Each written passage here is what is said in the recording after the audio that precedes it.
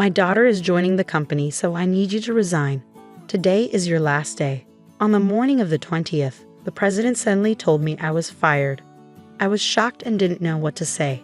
The 20th was the day we paid our suppliers.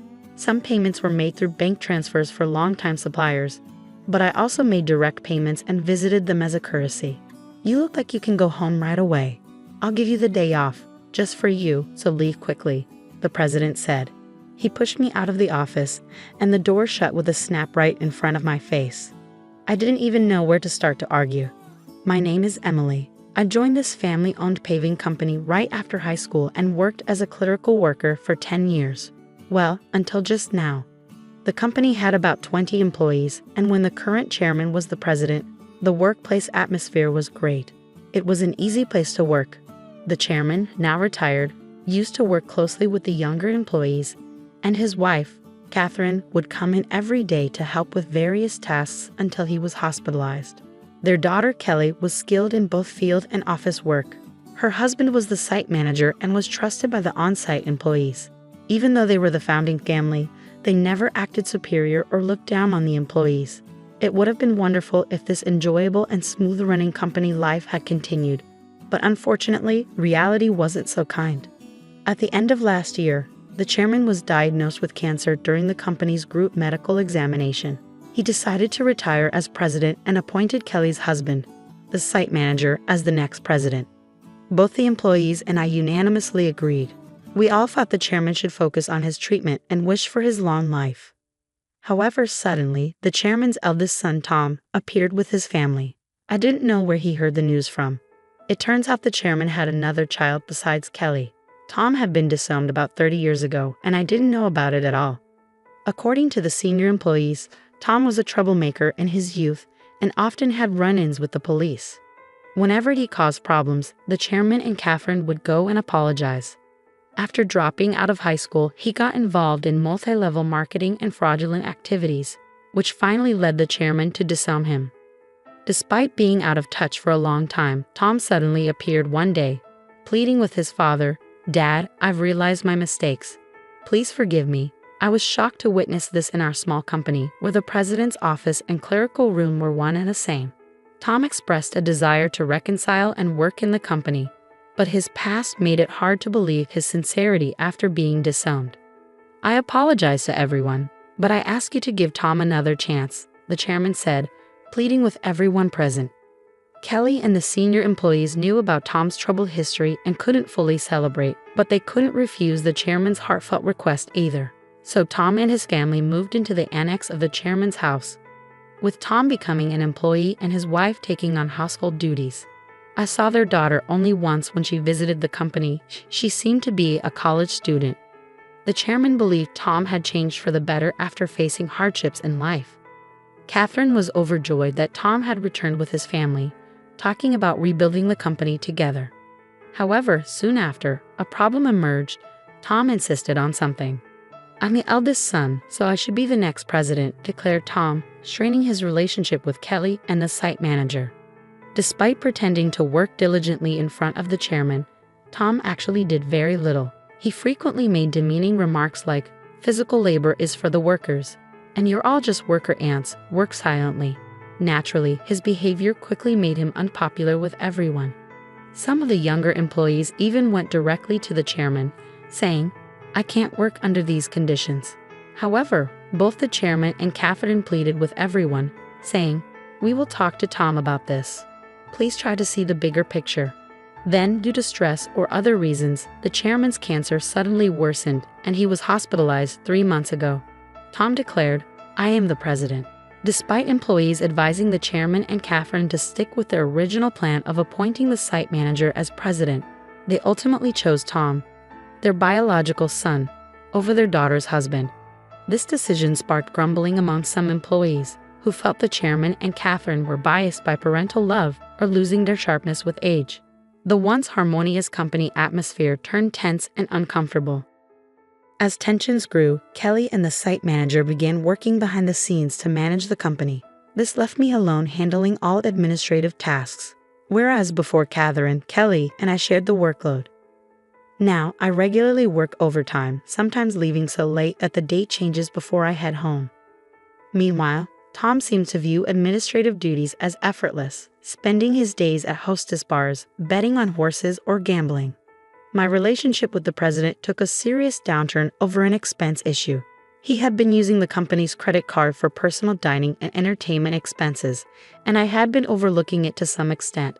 However, this time, the expense crossed a line. With apprehension, I handed the receipt back to him. "I can't approve this expense," I told him. "What? Why not?" he demanded. "This is for your wife's corrective underwear. It's not related to business, so it can't be expensed." As expected, the president's face flushed with anger. "Don't challenge me. She's the president's wife. It's natural for her to dress well. This is a valid expense." "No, that's not how it works. Your wife's underwear can't be considered a business expense." I stammered, struggling to comprehend how the president could justify a $4,000 expense for his wife's corrective underwear. His next suggestion left me even more bewildered. "Then let's turn selling corrective underwear into our new business venture. We'll categorize it as inventory so it counts as an expense." The president seemed pleased with his idea, but I was at a loss for words. "We're a paving company," I managed to say. "So what? We can threaten clients that if they don't buy from us, we'll cancel their contracts. Everyone will buy. It's easy money, $2,000 for one, $4,000 for a set." The president chuckled loudly, but I felt horrified. "That's absolutely unacceptable. It will damage our credibility." I snapped at him in anger. From that moment on, I became the target of the president's disdain. Day after day, I endured constant berating from him. The situation became so difficult that I considered quitting many times. However, I continued to endure and work, driven by my loyalty to the chairman who had always supported me and my concern for the team who would struggle if I left. The truth was, I couldn't afford to lose my job suddenly either. I decided to tough it out until the right moment to move on. But then, unexpectedly, I was fired. If I quit abruptly now, it will cause problems for our clients, I thought to myself. Taking a deep breath, I gathered my courage and confronted the president. "I can't do this. I can't just leave without proper notice and handover. Even your daughter wouldn't be able to handle the workload. Besides, today is the day we need to handle payments," I said in one breath, fully expecting the president to erupt in anger. As expected, the president's face turned red with anger. "Shut up. I told you to resign because my daughter is joining the company. Today is your last day. As for the payment, let them wait until they come to collect it. There's no need to pay them up front." "Excuse me, isn't it normal to pay for something once you buy it?" I was shocked and explained it patiently, as if talking to a child. But the president responded with something so unreasonable that I couldn't believe he was being rational. "If that's the case, just threaten to switch suppliers. Tell them we won't make the payment this time, so they should give it to us for free." "What? That's not something we can do, is it?" I was so stunned that I couldn't find the right words to respond. "You're completely useless. My daughter has a college degree. She can handle office work easily. As family, she won't question my expenses like you do. You're all talk and no action. We don't need someone like you in our company. Leave now," the president sneered. It seemed clear he intended for his daughter to handle accounting so he could justify personal expenses as business expenses. "Oh, is that so? Just remember, I won't regret this," I replied. Words were futile at this point. My patience had worn thin. I quickly gathered my belongings and left the company, feeling sorry for our clients. I called Kelly, despite knowing Catherine and Kelly were busy with the chairman. This was urgent. I explained everything and trusted the rest to Kelly. Once I left the company, I suddenly found myself with nothing to do. Being fired without notice clearly violated labor standards laws. If I reported this to the labor standards office, the company would be in trouble. Since our company was part of the middle company payment system, I could claim my severance pay and 1 month's salary. This system supports small and medium-sized enterprises that can't afford severance pay on their own. I didn't need to rush because I could apply within 5 years from my retirement date, and the Labor Standards Office had a 2-year statute of limitations. With my professional habits, I planned out the necessary procedures and timeline for retirement. I decided I could take it easy for at least a week. Lately, I had been working overtime and weekends nonstop, leaving no time for myself at home. There were many places I wanted to visit once I settled down, so I chose to go on a day trip to the beach for a refreshing break. After enjoying myself at the beach, I checked my phone in the locker and found several missed calls, emails, and voicemails. Among them, Kelly's email caught my attention. It said, "The payment process went smoothly. Everything is in order." I felt relieved. Despite the abruptness of my dismissal by the president, I couldn't shake the guilt of leaving my job in anger. Next, I listened to the voicemail from the company. It was the panicked voice of the president saying, "Hey, what's going on? They're saying I'm not the real president. Did you know about this? Explain yourself." After chuckling at his realization, I continued to check my emails and voicemails. Among them was a message from the chairman, so I promptly headed to the hospital. Arriving at the hospital room that evening, I found Catherine and the president already there. As soon as the chairman saw me, he greeted me from his bed. "Emily, I'm truly sorry for my foolish son." "Hey, what's going on? I'm not the official president. Explain yourself." Tom shouted arrogantly, clearly not understanding the situation. The chairman quickly silenced him with a stern command. "Quiet down." It turned out that right after I had called Kelly, she promptly informed the chairman and Catherine. Upon receiving the news, the chairman immediately contacted Tom, who was acting as president, and asked, "Do you really not know anything? So what's the truth?" I calmly explained to the president, who was still shouting in confusion. "Essentially, Tom, you didn't have any legal authority. Your role as president was just a title. It might seem confusing, but in business terms, president is a position within the company and doesn't hold legal standing like a representative director does.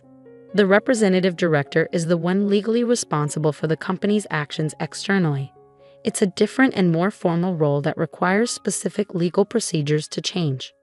I continued, "While the title of president can be changed informally within the company, altering the representative director involves complex legal processes.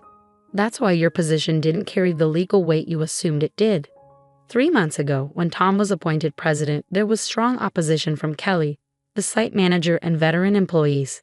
That's when I proposed a strategy. Tom would be a figurehead president while the chairman remained the legally responsible representative director. As someone familiar with company procedures and laws, I knew the complexities involved. Under my plan, if Tom showed genuine dedication and won over all employees, then we would initiate the legal process to formalize his presidency. However, if Tom failed to prove himself fit for the role, the backup plan was to either remove him or even consider closing the company, while Kelly and the site manager prepared to launch a new venture. Kelly doubted Tom's ability to change.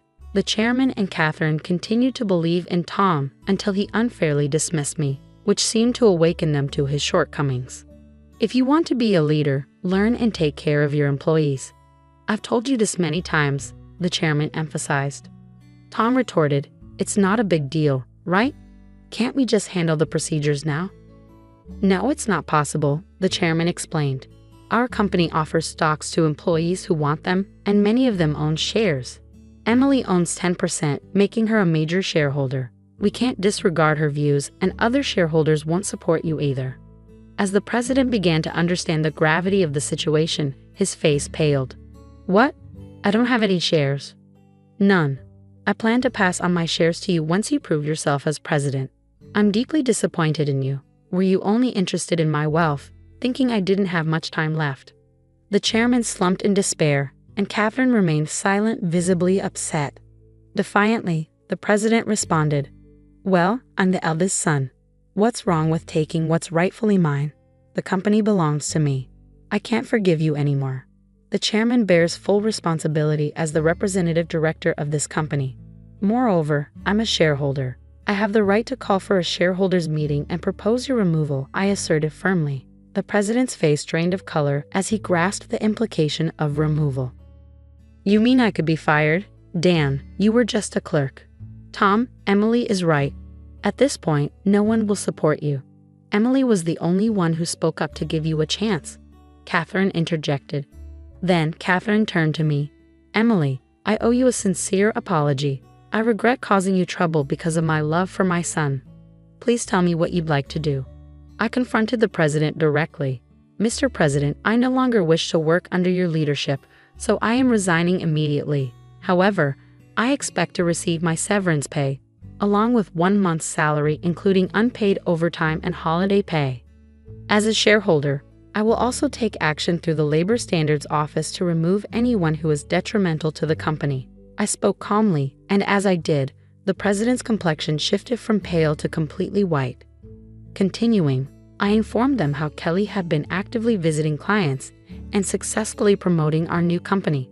Many clients had already decided to switch from our current company to the new one, and most of our employees were planning to follow suit. "That's impossible. I'll sue you," the president threatened, his voice cracking. But the chairman intervened firmly. "I am the representative director. You have no such authority." The president collapsed to his knees, and I felt a mix of emotions: regret, disappointment, and a sense of closure.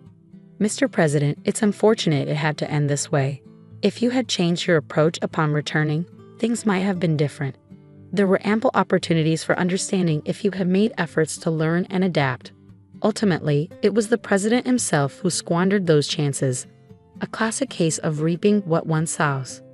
In the aftermath, the chairman decided to shut down the company, leaving Tom unemployed. The president's wife attempted to sell corrective underwear, but it didn't succeed. They faced legal issues for aggressive sales tactics and were eventually arrested for involvement in a pyramid scheme. When Kelly returned to her parents' home, she found boxes of unsold underwear left behind. As for the daughter, she found employment elsewhere, although the specifics are unknown. I now work happily at Kelly's and the site manager's new company. I cherish my relationships with others and strive to live authentically each day.